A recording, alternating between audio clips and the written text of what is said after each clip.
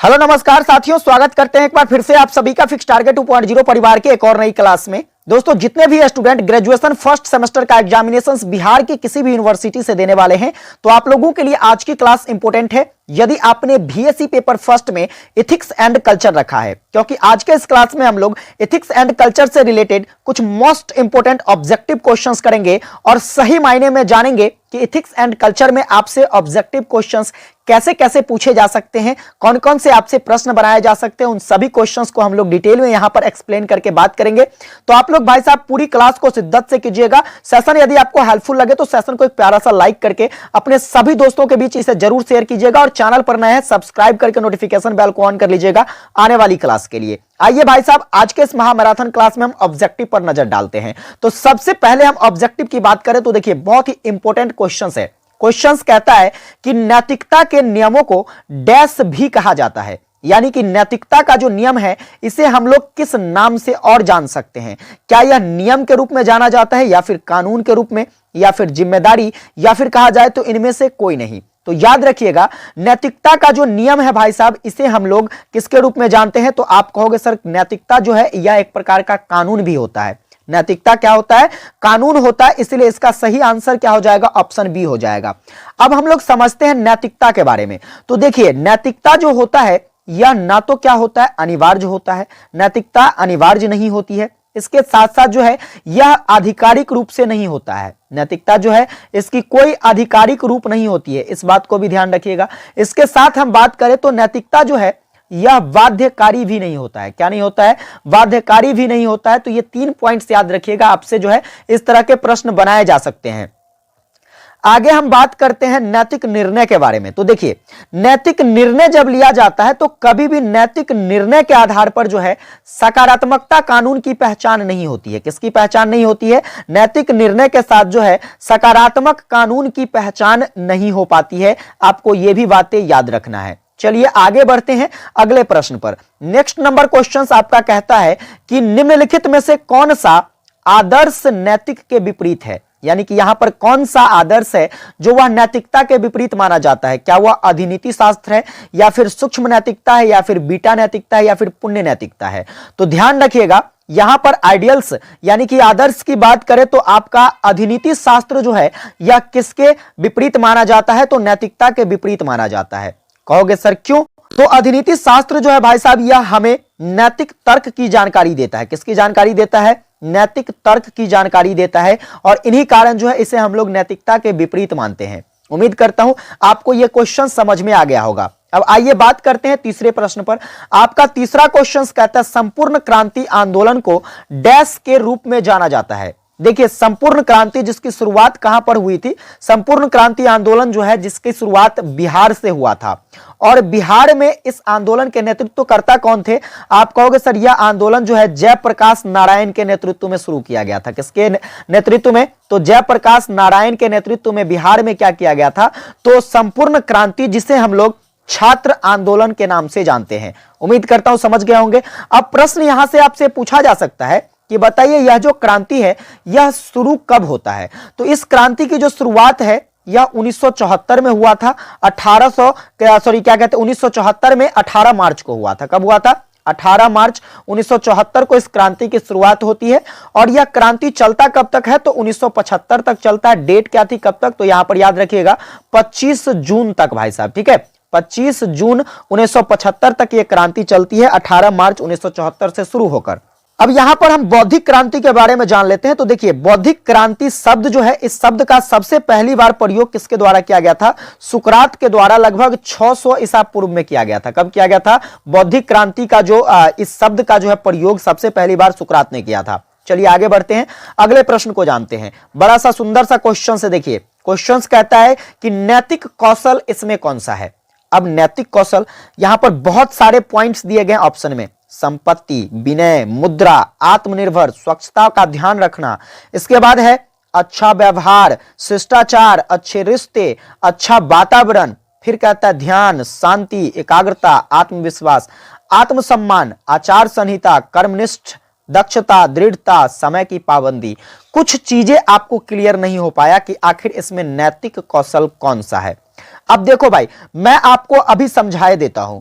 संपत्ति की बात करें या फिर विनय की बात करें, मुद्रा की बात करें, आत्मनिर्भरता की जब भी बात होती है, अपने स्वच्छता के ध्यान की जब भी बात होती है, तो ऐसा प्रतीत होता है कि यहां पर जो है किस प्रकार का कौशल उत्पन्न हो रहा है, तो स्वयं के बारे में, खुद की सहायता के बारे में जो कौशल उत्पन्न होती है, यह सभी के सभी गुण प्रदर्शित करता है। अब दूसरा ऑप्शन क्या है?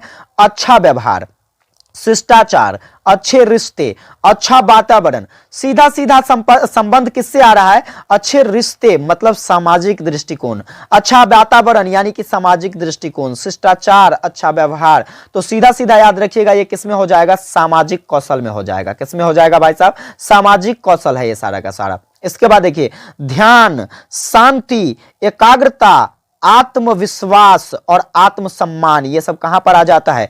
तो आप कहोगे सर यह बौद्धिक कौशल में आ जाता है। किसमें आ जाता है? बौद्धिक कौशल के अंतर्गत ये सारे के सारे चीज आ जाते हैं। तो एक बच जाता है आपका आचार संहिता, कर्मनिष्ठ, दक्षता, दृढ़ता और समय की पाबंदी। ये किसमें आ जाएगा? आप कहोगे सर नैतिक कौशल में आ जाएगा।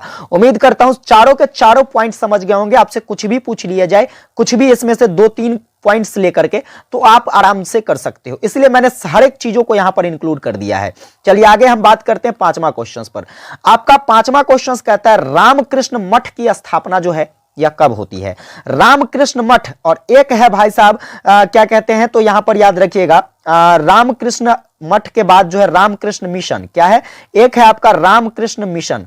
बताइए, ये दोनों चीजें जो हैं अलग अलग है, लेकिन इस दोनों की स्थापना, रामकृष्ण मठ की हम बात करें या फिर रामकृष्ण मिशन की बात करें, इस दोनों की स्थापना किसके द्वारा करा गया था? तो आप कहोगे सर स्वामी विवेकानंद के द्वारा करा गया था। किसके द्वारा करा गया था? स्वामी विवेकानंद। ठीक है, नोट कर लीजिए, स्वामी विवेकानंद के द्वारा इस दोनों की क्या की गई थी? स्थापना करी गई थी। अब यहां पर समझिए ध्यान से, यहां पर क्वेश्चन कहता है कि रामकृष्ण मठ की स्थापना कब होती है? तो देखो, इस दोनों मठ का जो स्थापना है एक ही वर्ष के अंतराल में होता है। 1898 में रामकृष्ण मठ स्थापित की जाती है और 1897 में जो है मेरे भाई यह रामकृष्ण मिशन की स्थापना स्वामी विवेकानंद के द्वारा किया जाता है। अब देखिए, रामकृष्ण मठ जो है और यह आपका रामकृष्ण मिशन जो है कहां पर अवस्थित? तो यह जो है भाई साहब बेलूर में अवस्थित है। कहां पर अवस्थित है? बेलूर में अवस्थित है, और इसी को हम लोग बेलूर मठ के नाम से भी जानते हैं, याद रखिएगा। चलिए, अब यहां पर स्वामी विवेकानंद की हम बात करें तो स्वामी विवेकानंद पूछा जा सकता है आपसे कि किसके शिष्य थे? तो आप कहोगे सर यह जो थे रामकृष्ण परमहंस के शिष्य थे। किसके शिष्य थे? रामकृष्ण परमहंस के शिष्य हो गए आपके कौन? तो स्वामी विवेकानंद। और देखिए, रामकृष्ण परमहंस जो है ये किसके शिष्य थे? आप कहोगे सर तोतापुरी के। किसके? तोतापुरी के शिष्य थे रामकृष्ण परमहंस, और रामकृष्ण परमहंस के शिष्य थे स्वामी विवेकानंद। उम्मीद करता हूं आपको सारी जानकारी समझ में आ गया होगा। चलिए आगे बढ़ते हैं। एक बार आप लोग सेशन को अपने सभी दोस्तों को शेयर कर देना यार, ठीक है, क्योंकि आप लोगों के सपोर्ट की बहुत ज्यादा आवश्यकता है हमारे इस परिवार को। क्योंकि आप लोगों का अगर ज्यादातर सपोर्ट देखने को मिलेगा तो इसी तरीके से आपके जो है पेपर उसे हलवा बनाकर जो है रख देने वाला हूं। चलिए क्वेश्चंस क्या कहता है? क्वेश्चंस कहता है कि भारतीय संस्कृति और पश्चिमी संस्कृति के बीच में सेतु का निर्माण, सेतु कहने का मतलब जो है पुल का निर्माण कौन करता है? तो भारत की जो संस्कृति है उस भारत के संस्कृति को पश्चिमी सभ्यता की संस्कृति से जो है कौन जोड़ता है? तो आप कहोगे सर इसके बीच सेतु का निर्माण स्वामी विवेकानंद के द्वारा किया गया था। चलिए आगे बढ़ते हैं अगले प्रश्न पर। अगला प्रश्न जो कि आपका लल्लन टॉप प्रश्न है, क्वेश्चन कहता है नील दर्पण नामक पुस्तक किसने लिखी है? बहुत सारे पेपर में क्वेश्चंस जो है ये पूछे गए हैं बहुत सारी यूनिवर्सिटी में। बात कर लेते हैं नील दर्पण की। तो यह जो पुस्तक है भाई साहब दीन बंधु मित्र के द्वारा लिखा गया है, जो कि एक प्रकार से कहें तो यह जो नील दर्पण है यह एक बंगाली नाटक है। क्या है? एक बंगाली नाटक है। और इस नाटक को दीन बंधु मित्र के द्वारा कब लिखा गया है? आप कहोगे सर इसे जो है 1858 से 1859 के बीच में लिखा गया है। ये सारी जानकारी नोट कर लीजिए। आगे बात करते हैं। देखिए ज्ञानपीठ पुरस्कार की बात हो रही है, तो ज्ञानपीठ पुरस्कार जो है यह किससे संबंधित है? क्या कला से संबंधित है, साहित्य या फिर नाटक या फिर संगीत से संबंधित है? तो याद रखना ज्ञानपीठ पुरस्कार सबसे पहले तो यहां पर नोट कर लीजिए, ज्ञानपीठ पुरस्कार जो है जिसकी शुरुआत कब की गई थी, इसकी स्थापना कब की गई थी? 1961 ईस्वी में। लेकिन पहली बार ज्ञानपीठ पुरस्कार कब प्राप्त हुआ था? तो पहली बार जो है ज्ञानपीठ पुरस्कार 1965 ईस्वी में दिया गया था। आप कमेंट करके बताइए कि पहली बार जो है 1965 ईस्वी में ज्ञानपीठ पुरस्कार किसे प्राप्त किया, प्रदान किया गया था। अब यहां पर पूछा जा रहा है ज्ञानपीठ पुरस्कार का संबंध किससे है, तो नोट कर लेना साहित्य से। किससे है, साहित्य से आपका ज्ञानपीठ पुरस्कार जो है यह संबंधित हो जाता है। अब कला के क्षेत्र में बात करें तो कला जैसे कि हम कहते हैं क्या, तो आदिवासी कला, ठीक है, कला की बात करें तो आदिवासी कला हो सकता है, या फिर कहा जाए तो पारंपरिक कला हो सकता है। इन क्षेत्रों में जो है भाई साहब पारंपरिक कला, इन दोनों क्षेत्रों में जो है क्या मिलता है, तो आप कहोगे सर तुलसी सम्मान मिलता है। कौन सा सम्मान मिलता है, तुलसी सम्मान, याद रखिएगा, इंपॉर्टेंट क्वेश्चंस है, आपसे पूछ लिया जा सकता है। चलिए आगे बढ़ते हैं अगले क्वेश्चंस पर। अगला क्वेश्चंस आपका नृत्य से रिलेटेड है। देखो क्वेश्चंस कहता है मोहिनी अट्टम नृत्य रूप का विकास किस राज्य में हुआ है, यानी कि मोहिनी अट्टम नृत्य जो है भाई साहब कहां का है, आप कहोगे सीधा सीधा सर केरल का आपका मोहिनी अट्टम हो जाता है। ठीक है, चलो यहां पर कर्नाटक के एक महत्वपूर्ण नृत्य के बारे में नोट कर लीजिएगा जो कि आपसे पूछा जा सकता है। यक्षगान नृत्य जो है यह कहां का है, आप कहोगे सर कर्नाटक का है।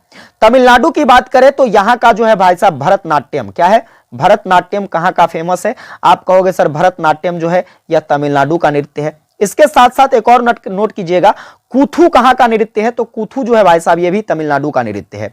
ओडिशा की बात करूं तो भाई साहब ओडिशा का नृत्य ओडिसी नृत्य है। कौन सा नृत्य है, ओडिसी नृत्य है। इसके साथ साथ एक और याद रख लीजिएगा दलखाई, ठीक है, दलखाई नृत्य कहां का है, तो आप कहोगे सर क्या कहते हैं, ओडिशा का है। चलिए आगे बढ़ते हैं, आखिरी ऑब्जेक्टिव क्वेश्चंस आज के इस क्लास का देखेंगे।